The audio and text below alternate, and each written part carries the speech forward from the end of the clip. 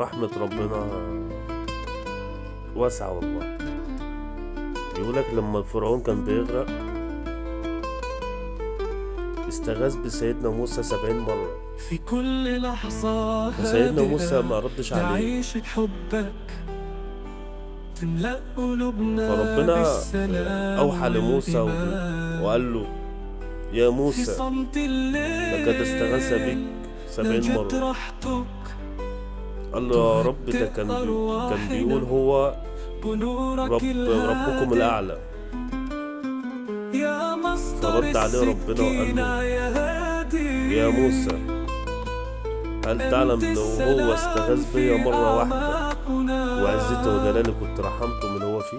بوجودك نعيش بطمأنينة. شفت من رحمة ربنا على البني آدم. في كل فرعون طول عمره كان يقول لك أنا ربكم الأعلى، وشوف ربنا، شوفوا من رحمة ربنا على البني آدم. فما تقلقش من رحمة ربنا يا صاحبي. جبروت فرعون وربنا قال لو استغاث بيا مرة واحدة كنت رحمته. يحلونا بمرنا احنا نيجي ايه في فرعون؟ مفيش بني ادم ما بيغلطش، كلنا خطاؤون وخير الخطاؤون التوابون.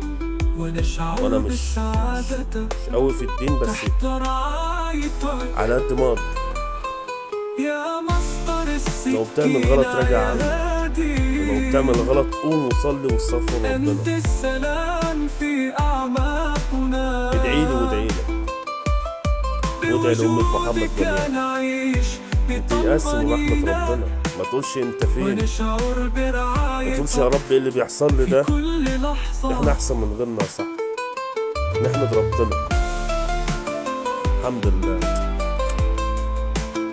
استهدى بالله وقول يا رب احسن من الكل.